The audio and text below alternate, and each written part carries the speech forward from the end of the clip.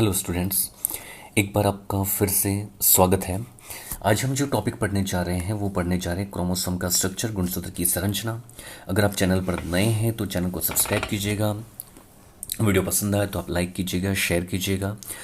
मेरी कोशिश रहती है कि मैं आपको अच्छा कंटेंट अवेलेबल करा पाऊँ, उसको आप तक डिलीवर कर पाऊँ, और मुझे बहुत खुशी होती है कि आप लोग इतना सपोर्ट कर रहे हैं। धन्यवाद उसके लिए। आज हम जो टॉपिक पढ़ने जा रहे हैं वो पढ़ने जा रहे हैं क्रोमोसोम का स्ट्रक्चर। तो क्रोमोसोम का जो मीन होता है, उस वर्ड का मीन वो होता है कलर्ड बॉडी। क्रोमोसोम मीन्स होता है कलर्ड बॉडी। इसकी जो खोज की थी वो स्ट्रासबर्गर ने की थी 1875 में, जो कोशिका विभाजन के समय स्ट्रासबर्गर ने गुणसूत्र को देखा था। कब देखा था? सेल डिवीजन के समय इन्होंने देखा था। तो इसकी जो खोज का श्रेय जाता है वो जाता है स्ट्रासबर्गर को जाता है, ठीक है। लेकिन क्रोमोसोम नाम जो दिया था वो दिया था वॉल्डेयर ने। किसने दिया था? वॉल्डेयर ने था। वॉल्डेयर ने दिया था, और वॉल्डेयर ने कहा था कि ये जो क्रोमोसोम होते हैं वो हेरिडिटी वेहिकल्स होते हैं, ये आनुवंशिकता के वाहक हैं। आनुवंशिकता के क्या हैं? वाहक हैं। दोस्तों, आनुवंशिकता और आनुवंशिकी में फ़र्क है। आनुवंशिकता मतलब होता है हेरिडिटी, यानी पीढ़ी दर पीढ़ी लक्षणों का स्थानांतरण, वो कहलाता है आनुवंशिकता या हेरिडिटी।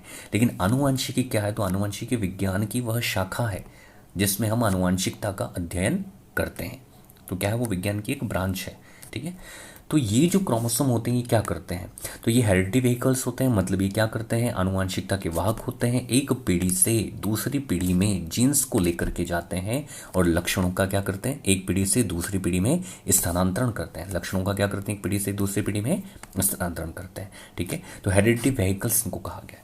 इनको जो अभिरंजित किया जाता है, इनको स्टैन करते हैं, तो इनको स्टैन करने के लिए एसिटोकार्बिन का यूज़ करते हैं। एसिटोकार्बिन और बेसिक फोस्चैन का यूज़ करते हैं, लेकिन मोस्टली एसिटोकार्बिन का यूज़ किया जाता है।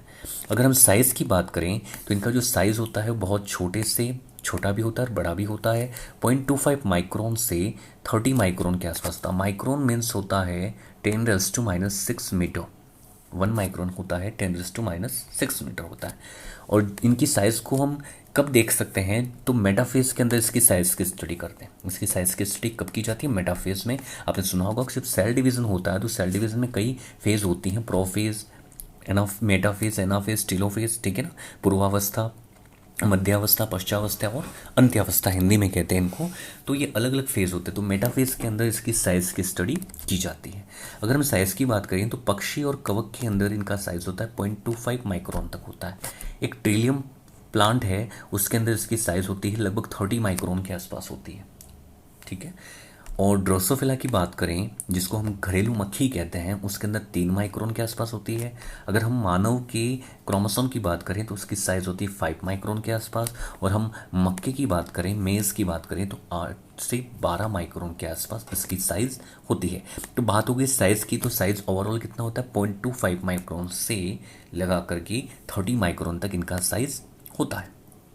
इसके अलावा बात करें, नंबर्स की बात करें, क्रोमोसोम जो होते हैं किसी भी जाति में, अगर हम क्रोमोसोम की बात करें तो निश्चित होते हैं क्रोमोसोम। गुणसूत्र की संख्या प्रत्येक जाति में क्या है? निश्चित है, ठीक है। जैसे मनुष्य के अंदर 46 गुणसूत्र होते हैं, ठीक है ना, 23 जोड़े पाए जाते हैं, तो वो निश्चित है। हर किसी मनुष्य में 23 जोड़े ही मिलेंगे। तो हर जाति में गुणसूत्रों की संख्या क्या होती है? निश्चित होती है। और गुणसूत्र की संख्या जो होती है हमारे अंदर पीढ़ी दर पीढ़ी बनी रहती है। कौन से विभाजन से? तो सेल डिवीजन 2 टाइप के होते हैं। एक मियोसिस होता है, अर्धसूत्री विभाजन। एक होता है समसूत्री, माइटोसिस होता है। तो मियोसिस के द्वारा क्या होता है? गुणसूत्र जो होते हैं, माता पिता में जो गुणसूत्र हैं, ठीक है ना, वो अगली पीढ़ी में क्या होते हैं? हैप्लॉइड हो जाते हैं। अर्ध आधे आधे जाते हैं। आधे हमें माता से मिलते हैं, आधे पिता से मिलते हैं, ठीक है ना। तो इस तरीके से अर्धसूत्री विभाजन होता है। और समसूत्री विभाजन में गुणसूत्रों की संख्या समान रहती है, जनक में और किस में? जो जनक से, जो माता और पिता से, दोनों से समान गुणसूत्र में प्राप्त होते हैं। गुणसूत्रों की संख्या विभाजन के पश्चात समान रहे तो समसूत्री, और गुणसूत्र की संख्या अगर कोशिका विभाजन में क्या हो जाए? आधी हो जाए पुत्री कोशिकाओं में, तो इसको कहते हैं अर्धसूत्री विभाजन। और अर्धसूत्री विभाजन के द्वारा क्या होता है? गुणसूत्रों की संख्या समान बनी रहती है, ठीक है। सबसे कम गुणसूत्र की बात करें तो पादपों में म्यूकर हेमिलिस है, जिसके अंदर केवल 2n=2 दो गुणसूत्र पाए जाते हैं इसमें। और एक हैप्लोपेपस ग्रेसिलस है, जिसमें भी 2 गुणसूत्र ही पाए जाते हैं। सबसे कम गुणसूत्र क्या? पादपों में। अगर हम जंतु की बात करें तो सबसे कम गुणसूत्र जो होते हैं वो एस्केरिस में होते हैं, उसमें भी 2 गुणसूत्र ही पाए जाते हैं। कितने पाए जाते हैं? 2 क्रोमोसोम पाए जाते हैं। अगर हम सबसे अधिक की बात करें तो प्लांट के अंदर ओफियोग्लोसम रेटिकुलम है, जिसके अंदर 1260 गुणसूत्र पाए जाते हैं। मतलब क्रोमोसोम की संख्या सबसे अधिक प्लांट में है, इसमें ओफियोग्लोसम रेटिकुलम में। अगर हम एनिमल की बात करें तो ओला कैंथा जो कि एक प्रोटोजोआ है, उसके अंदर क्रोमोसोम होते हैं 1600 के आसपास। कितने होते हैं? 1600 के आसपास क्रोमोसोम की संख्या पाई जाती है। तो नंबर की बात कर ली, कम किस में होती है, ज़्यादा किस में होती है। अब हम शेप की बात करें अगर, तो शेप जो होता है क्रोमोसोम का अलग अलग होता है, और ये शेप डिपेंड करता है जो सेंट्रोमियर होता है, गुणसूत्र जो बिंदु होता है उसकी स्थिति पर, उसकी लोकेशन पर डिपेंड करता है। कभी कभी वी शेप होता है, कभी जे शेप होता है, कभी एल शेप होता है, ठीक है ना, कभी रॉड शेप्ड होता है। तो ये जो क्रोमोसोम है, इसके अंदर जो सेंटर का पार्ट आपको दिख रहा है वो है गुणसूत्र बिंदु। और ये गुणसूत्र बिंदु जब मेटाफेज में गुणसूत्र कैसे दिखाई देते हैं? इस टाइप के दिखाई देते हैं। और जब एनाफेज आती है तो ये क्रोमेटिड क्या हो जाते हैं? अलग अलग हो जाते हैं। तो इनके दोनों सिस्टर क्रोमेटिड क्या हो गए? अलग अलग हो गए, तो इनको क्रोमेटिड कह दिया, ठीक है। अब ये जो क्रोमेटिड होते हैं ये किसके द्वारा जुड़े हुए हैं? बीच में सेंट्रोमियर के द्वारा जुड़े हुए हैं, गुणसूत्र बिंदु के द्वारा जुड़े हुए हैं। अब ये गुणसूत्र बिंदु अगर इस गुणसूत्र में क्रोमेटिड में सबसे ऊपर की तरफ हो तो रॉड लाइक स्ट्रक्चर बनता है, जिसको टीलोसेंट्रिक कहते हैं। अगर ये थोड़ा सा बीच में होता है तो उसको एक्रोसेंट्रिक कहते हैं, ठीक है ना। अगर गुणसूत्र कहते हैं जे या एल शेप बनता है, इसमें थोड़ा सा बीच में और आ जाए तो उसको सब मेटासेंट्रिक कहते हैं। और अगर सेंटर में आ जाए गुणसूत्र बिंदु तो उसको कहते हैं वी शेप बन जाता है, इस टाइप से, ठीक है ना। इसको कहते हैं मेटासेंट्रिक। क्या कहते हैं? मेटासेंट्रिक या मध्य केंद्रीय भी कहा जाता है। अब हम, ये तो हो गई शेप की बात कर ली हमने, साइज की बात कर ली, नंबर की बात कर ली। अब हम बात करते हैं स्ट्रक्चर की बात करते हैं। क्रोमोसोम जो होता है उसका स्ट्रक्चर कैसा है? तो स्ट्रक्चर में एक डायग्राम मैंने बनाया है यहाँ पर, बहुत इजी है।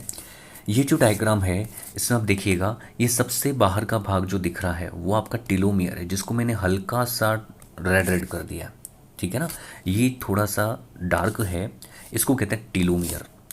क्या कहते हैं? टीलोमियर। ये गुणसूत्र का एंड है, गुणसूत्र का सिरा है, ठीक है ना। और ये सिरा थोड़ा सा मोटा होता है। ये टीलोमियर क्या करता है? एक गुणसूत्र को दूसरे गुणसूत्र से, क्रोमोसोम से चिपकने से रोकता है, चिपकने नहीं देता है, ठीक है ना, जिससे ये सेपरेट रहते हैं गुणसूत्र जो होते हैं वो। तो ये गुणसूत्र का एंड है टीलोमियर, जो क्या करता है? दूसरे गुणसूत्र को चिपकने से रोकता है। दूसरा, ये टीलोमियर जो है इस पर स्टडी चालू है, क्योंकि ये टीलोमियर जो हैं इसके जो खंड होते हैं इन पर स्टडी चालू है, क्योंकि ये जो एजिंग को प्रभावित करते हैं, जीर्णता जिसको कहते हैं, आयु संबंधित जो होती है उसको कहते हैं एजिंग। यानी आयु जो होती है, समय से पहले वृद्धावस्था को रोकने के लिए हम टेलोमियर के अंदर कुछ प्रयोग करके देख रहे हैं। तो रिसर्च इस पे चालू है, आने वाले समय में एजिंग को भी कम किया जा सकता है। इसके अलावा जो गुणसूत्र का बाहर का आवरण है उसको कहते हैं पेलिकल। ये क्या करती है? गुणसूत्र के बाहर की आवरण है, झिल्ली है, मेम्ब्रेन है, जो कि नॉन जेनेटिक होती है, जेनेटिक नहीं होती है। उसके अलावा मैट्रिक्स की बात करें, ये गुणसूत्र के अंदर मैट्रिक्स है। ये मैट्रिक्स जो होता है जेल लाइक होता है, सब्सटेंस होता है जिसके अंदर पाया जाता है, जेल लाइक सब्सटेंस होता है अंदर, ठीक है ना, जिसके अंदर वाटर भी होता है, प्रोटीन हो सकते हैं, कुछ एंजाइम्स होते हैं, कुछ मिनरल्स भी इसमें पाए जाते हैं, ठीक है ना। तो ये मैट्रिक्स इसमें पाया जाता है। इसके अलावा हम बात करें तो क्रोमोनिमेटा, मैं इधर बता देता हूँ आपको कौन कौन से पार्ट हैं। जैसे ये क्रोमोनिमेटा, ये जो धागा दिख रहा है इस टाइप से, धागीनुमा संरचना जो कुंडलित है उसको कहते हैं क्रोमोनिमेटा। और इसके ऊपर डॉट डॉट करके मैंने बनाए हैं, कुछ क्या बनाए हैं? डॉट डॉट बनाए हैं, उनको कहते हैं क्रोमोमियर, जिसके अंदर जीन्स होते हैं, जिसके अंदर क्या होते हैं? जीन्स होते हैं। हम एक एक करके पढ़ेंगे, लेकिन आप यहाँ पे क्रोमोनिमेटा नाम लिख लीजिएगा। इसके ऊपर जो डॉट डॉट दिख रहे हैं वो है क्रोमोमियर। ये जो पार्ट दिख रहा है अलग से, ठीक है ना, ये प्राइमरी कंस्ट्रक्शन है जिसको प्राथमिक संकीर्णन कहते हैं, जो कि सेंट्रोमियर कहलाता है, गुणसूत्र बिंदु वाला भाग है। और बेसिक वैसे यहाँ पर एक और कंस्ट्रक्शन हो रहा है, सेकेंडरी कंस्ट्रक्शन, ठीक है ना, जिनमें न्यूक्लियोलस का निर्माण होता है। और ये न्यूक्लियोलस है, ठीक है।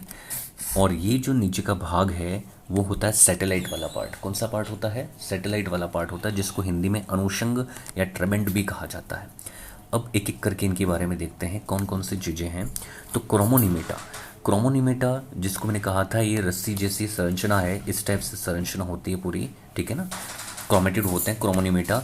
तो ये जेनेटिक से रिलेटेड होता है, हेरिडिटी से रिलेटेड पार्ट होता है, आनुवंशिकता से रिलेटेड पार्ट होता है, धागीनुमा भाग है, कैसा है, कुंडलित है, स्पाइरल होता है, किससे मिलकर बनता है? तो ये हिस्टोन प्रोटीन और डीएनए से मिलकर के बनता है, डीएनए और हिस्टोन प्रोटीन से मिलकर के बनता है। और इसके ऊपर जो छोटे छोटे कण पाए जाते हैं, जो बीड्स लाइक स्ट्रक्चर पाया जाता है, इसको क्रोमोमियर कहते हैं। क्या कहते हैं? क्रोमोमियर। तो क्रोमोमियर जो है वो कणिका जैसी संरचनाएं हैं जो कि क्रोमोनिमेटा के ऊपर पाई जाती हैं। और ये जो क्रोमोमियर होते हैं, ये जब गुणसूत्र कंडेंस हो जाते हैं, संघनित हो जाते हैं आपस में, तब ये दिखाई देता है। और जो मियोसिस फर्स्ट होता है, अर्धसूत्रीय विभाजन प्रथम होता है, उसकी लैप्टोटीन अवस्था में ये क्रोमोमियर बिल्कुल कणिकाएं जो होती हैं, जो बेड्स लाइक स्ट्रक्चर छोटे छोटे इसमें दिखाई देते हैं, वो साफ साफ दिखाई देते हैं। तो आपने मियोसिस देखा होगा, उसमें बहुत सारी अवस्थाएं होती हैं, लैप्टोटीन, जाइगोटीन, पैकाइटीन, डिप्लोटीन, डाइकाइनेसिस। तो लैप्टोटीन में ये दिखाई देता है, ठीक है। और इन क्रोमोमियर में क्या होते हैं? जीन्स होते हैं। और ये जीन्स जो हैं वो आनुवंशिकता की इकाई मानी जाती है। क्या मानी जाती है? आनुवंशिकता की इकाई। नेक्स्ट बात करें सेंट्रोमियर, जो गुणसूत्र बिंदु है, जिसको प्राइमरी कंस्ट्रक्शन भी कहा था, प्राथमिक संकीर्ण भी कहा था, इसी को काइनेटोकोर भी कहते हैं, ठीक है। इसमें 2 प्रोटीन की डिस्क पाई जाती है। क्या पाई जाती है? 2 प्रोटीन की डिस्क पाई जाती है। और ये 2 प्रोटीन की डिस्क क्या करती है? स्पाइंडल फाइबर को जोड़ती है, जो तर्कु तंतु बनते हैं। तर्कु तंतु बनते हैं, आपने देखा होगा जो डायग्राम है, जब हम सेल डिवीज़न पढ़ेंगे, सेल साइकिल पढ़ेंगे, तो सेल डिवीज़न में जो अवस्थाएं होती हैं, उस अवस्था में अर्धसूत्रीय विभाजन में जो गुणसूत्र होते हैं, वो गुणसूत्र क्या होते हैं? ध्रुवों की ओर जाते हैं। तो जब ध्रुवों की ओर ये जाते हैं, तो ध्रुवों की ओर जब जाते हैं ये, तो कुछ धागे नुमा संरचनाएं होती हैं जो इनको क्या करती हैं? ध्रुवों की ओर ले जाने का काम करती हैं। उनको कहते हैं तर्कु तंतु या स्पाइंडल फाइबर्स कहते हैं। तो इनके निर्माण को प्रेरित करता है ये, इनको जोड़ता है ये, ठीक है ना। इसके बाद सेकेंडरी कंस्ट्रक्शन की बात करें तो सेकेंडरी कंस्ट्रक्शन कुछ ही गुणसूत्रों में होता है, मानव में भी होता है। 13, 14, 15, 21 और 22वां जो गुणसूत्र है उसमें सेकेंडरी कंस्ट्रक्शन होता है। और यहाँ पर एक रीजन बनता है जिसको कहते हैं न्यूक्लियोलस, ठीक है ना। न्यूक्लियोलस ऑर्गेनाइजर रीजन कहते हैं, जिसको केंद्रिका संगठक क्षेत्र भी कहा जाता है। और ये क्या करता है? न्यूक्लियोलस का निर्माण करता है। और ये निर्माण होता है आरएनए से होता है, राइबोसोमल आरएनए से इसका निर्माण होता है। तो सेकेंडरी कंस्ट्रक्शन जो होता है कुछ ही गुणसूत्र में पाया जाता है। उसके बाद में बात करें सैटेलाइट की, जो सबसे नीचे वाला पार्ट है, बाहर की ओर निकला हुआ पार्ट है, ये सैटेलाइट जो होता है जिस गुणसूत्र में पाया जाएगा उस गुणसूत्र को हम सेट गुणसूत्र कहते हैं। क्या कहते हैं? सेट गुणसूत्र। सेट का पूरा नाम होता है साइन एसिड थाइमोन्यूक्लियोनिको। सेट का जो पूरा नाम होता है सिने एसिड थाइमोन्यूक्लियोनिको, इसका पूरा नाम होता है। एक बार हम फिर से इस डायग्राम को देखेंगे कि क्या डायग्राम है, तो आप डायग्राम देखिएगा। ये जो स्ट्रक्चर ऑफ क्रोमोसोम है इसको हम देखते हैं।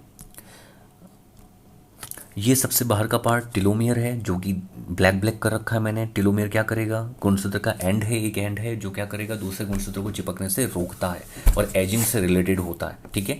पेलिकल सबसे बाहर का आवरण है। मैट्रिक्स जो जेल लाइक सब्सटेंस होता है इसके अंदर। क्रोमोनिमेटा धागेनुमा संरचना होती है जिस पर बिड्स लाइक स्ट्रक्चर पाए जाते हैं, जिसको क्रोमोमियर कहते हैं, जिसमें जीन होते हैं, ठीक है ना, जो कि हेरिडिटी के लिए उत्तरदायी होते हैं। यहाँ पे 2 प्रोटीन डिस्क पाई जाती हैं जो कि प्राइमरी कंस्ट्रक्शन में होती हैं, सेंट्रोमियर वाले पार्ट में, जो कि क्या करते हैं? स्पाइंडल फाइबर को जोड़ते हैं। तर्कु तंतु जब बनते हैं ना, उसको जोड़ने का काम करता है।